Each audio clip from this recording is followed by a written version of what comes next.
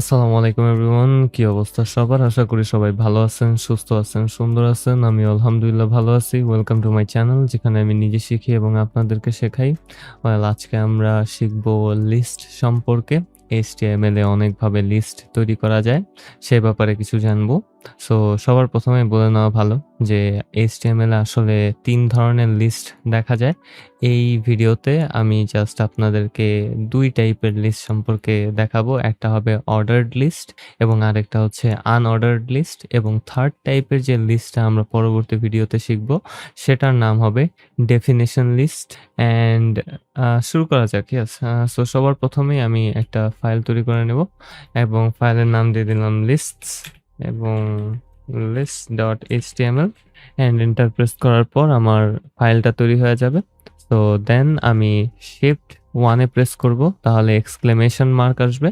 Enter press করলে আমার HTML ফরম্যাটটা তৈরি হয়ে যাবে। আমি এখানে মেটা ট্যাগগুলো সরায় দিতেছি বিকজ এই মেটা ট্যাগগুলো কি জিনিস সেগুলো নিয়ে আমি আপনাদেরকে পরবর্তীতে বুঝাবো, বর্তমানে দরকার নেই। অ্যান্ড দেন আমি ডকুমেন্টের এই টাইটেলের জায়গায় জাস্ট লিখে দিব আমার ফাইলের নামটা।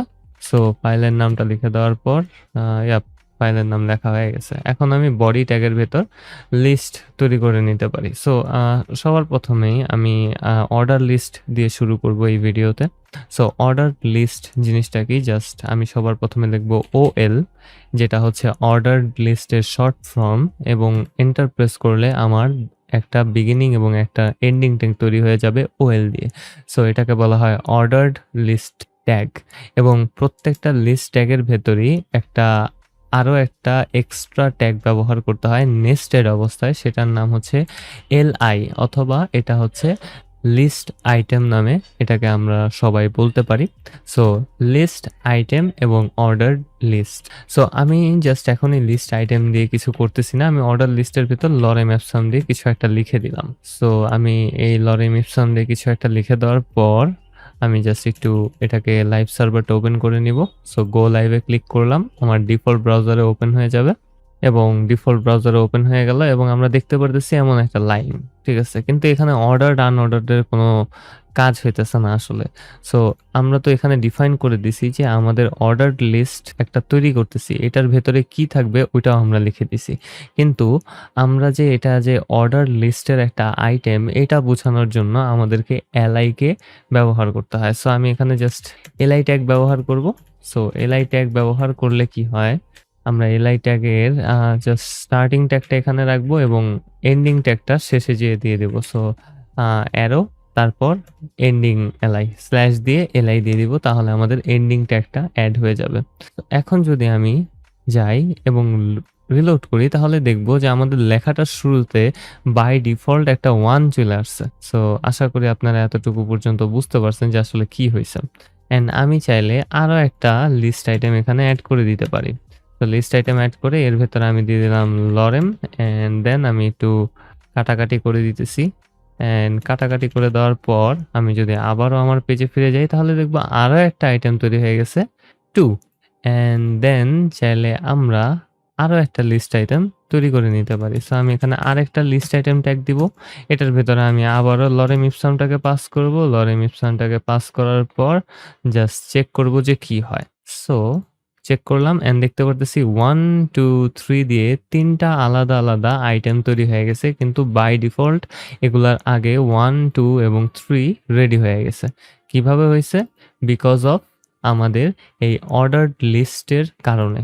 অর্ডারড লিস্ট যখন আমরা এখানে ট্যাগটাকে ব্যবহার করছি এবং অর্ডার লিস্টের ভেতর যখন আমরা LI ট্যাগটাকে ব্যবহার করি অথবা লিস্ট আইটেম ট্যাগটা ব্যবহার করি, তখন অর্ডার লিস্ট হওয়ার কারণে আপনার ব্রাউজার থেকে সরাসরি কিছু নাম্বার জেনারেট করা হয়, যেগুলো আমাদের লিস্ট আইটেমকে নাম্বারিং করে, কি বলে, অ্যাসেন্ডিং আকারে। সো ছোট থেকে বড় আকারে এটা তারা নাম্বারিং করতে থাকে। সো প্রথম আইটেমটা হয়ে যায় নাম্বার 1, সেকেন্ড আইটেমটা হয়ে যায় নাম্বার 2, থার্ড আইটেম হয়ে গেছে এখানে নাম্বার 3।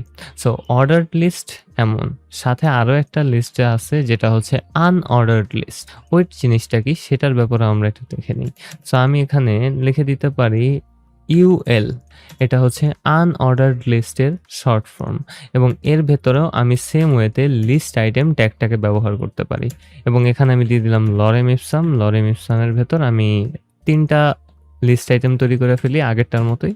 আমি আরও একটা লিস্ট আইটেম দিব, এটার ভিতরেও লরেম ইপসাম দিয়ে দিলাম, সামথিং সামথিং লেখা থাকবে এবং এরপরে লাস্টলি আমি আরও একটা লিস্ট আইটেম তৈরি করে দিলাম। মানে আমরা কম্পেয়ার করে দেখব যে আসলে কি হয়। তো লরেম ইপসাম দিয়ে দেওয়ার পর আমি এটাকে কাট করে দিব এবং জাস্ট চেক করব যে আসলে আমার মেইন পেজে কি হয়েছে। সো চেক করার পর দেখতে পারতেছি যে এখানে আমাদের আগে যে অর্ডার্ড লিস্ট ছিল ওগুলার ক্ষেত্রে 1 2 3 আকারে আমাদের লিস্ট আইটেমগুলো সেট হয়ে আছে, কিন্তু এখানে যখন আমরা আনঅর্ডার্ড লিস্টের ভেতরে লিস্ট আইটেম তৈরি করছি তখন আমাদের কোনো নাম্বারিং হয়নি, জাস্ট একটা ডট আকারে এখানে তৈরি হয়েছে।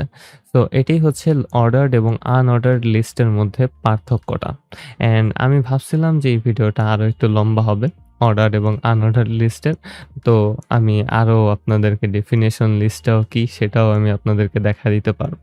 সো আপনারা আশা করি এতটুকু পর্যন্ত বুঝতে পারছেন যে অর্ডার্ড এবং আনঅর্ডার্ড লিস্ট কি, এবং আনঅর্ডার্ড লিস্ট এবং অর্ডার্ড লিস্টের ভেতর লিস্টের আইটেমকে বোঝানোর জন্য আমরা এলআই ট্যাগকে ব্যবহার করতে হবে।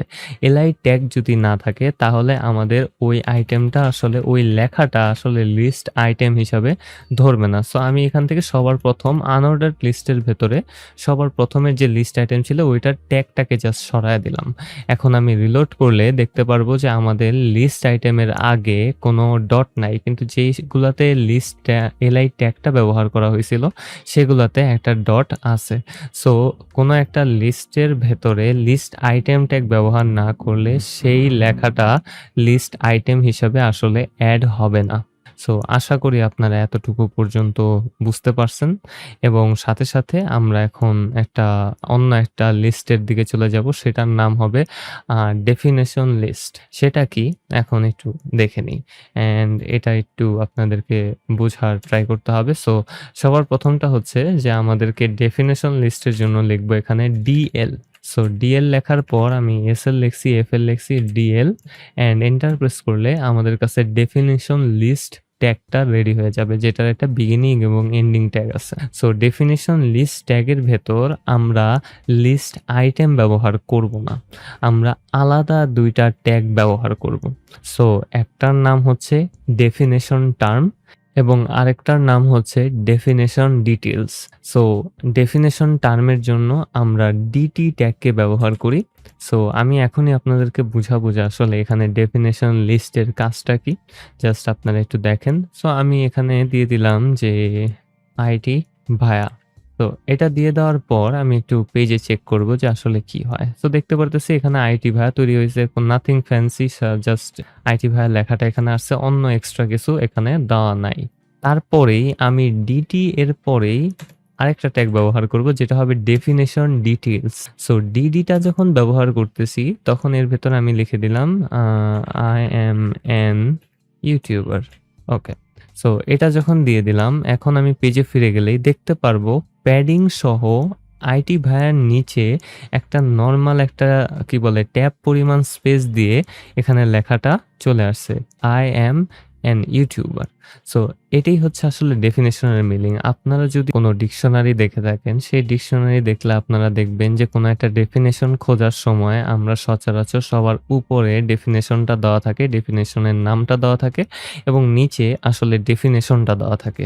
আমরা গুগল থেকেও এটা একটু দেখে নিতে পারি। যেমন আমি যদি এখানে সার্চ করি ইউটিউব, জাস্ট গুগলে সার্চ করলাম, দেন এখানে দেখতে পারবো যে এখানে সবার প্রথমে ইউটিউবটা আছে, কিন্তু ইউটিউবের বাকি ডিটেলসগুলা নিচে যদি দেখি তাহলে দেখবো Google videos, YouTube studio live, এগুলো আসলে একটু স্পেসিং এর মাধ্যমে দেওয়া হয়েছে। খুব সম্ভবত এখানে ডেফিনেশন ট্যাগটাই ব্যবহার করা হয়েছে, ডেফিনেশন লিস্টটা ব্যবহার করা হয়েছে।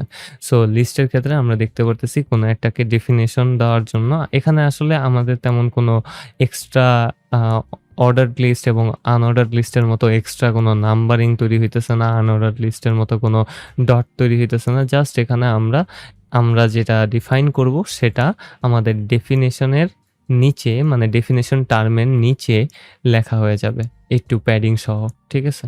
সো এটা হচ্ছে আসলে ডেফিনিশন লিস্টের কাজ। সো আমরা আরেকটা ডিটি ব্যবহার করতে পারি। অ্যান্ড এখানে ডিটি দিয়ে দিলাম। ডিটির ভেতরে সামথিং লরেম ইপসম দিয়ে দিলাম। অ্যান্ড এখানে জাস্ট লরেমই থাকুক। অ্যান্ড ডিটি এর পর আমি ডিডি দিয়ে দিলাম। সো ডিডি দেওয়ার পর আমি লরেম ইপসাম লিখলাম।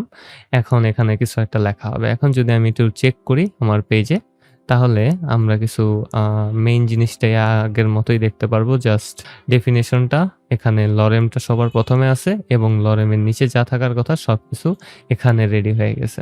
সো আশা করি আপনারা এতটুকু পর্যন্ত বুঝতে পারছেন যে আসলে জিনিসটা কিভাবে হইতেছে। So definition tag, definition list, ordered list এবং আনঅর্ডারড লিস্ট সম্পর্কে আমরা এই ভিডিওতে শিখে গেলাম এবং পরবর্তী ভিডিওতে আমরা এই লিস্টেরই একটা আলাদা মিনিং সম্পর্কে জানবো। সেটা হবে নেস্টেড লিস্টস নামে। আমি লিস্টস উচ্চারণ করতে প্রচন্ড প্যারা খাই। So I am sorry about that যদি লিস্টসটা একটু বেশি মনে হয়। অ্যান্ড ব্যাকগ্রাউন্ডে অনেক নয়েজ হইতেছে। আসলে সত্যি কথায় আমার HTML এর উপরে ভিডিও করতে মন বসতেছে না। সো আশা করি আপনারা এই পর্যন্ত বুঝতে পারছেন এবং আপনাদের লিস্টের ব্যাপারে ক্লিয়ার হয়ে গেছেন। পরবর্তী ভিডিওতে আমরা নেস্টেড লিস্ট সম্পর্কে শিখব। অ্যান্ড আজকে এই পর্যন্তই। যদি ভিডিওটা ভালো লাগে তাহলে একটা লাইক করবেন, একটা কমেন্ট করবেন, একটা সাবস্ক্রাইব লিখে যাবেন এবং সাবস্ক্রাইব করলে আমার ভাল লাগে, আমার মনে শান্তি লাগে। সো আজকে এই পর্যন্তই। See you letter.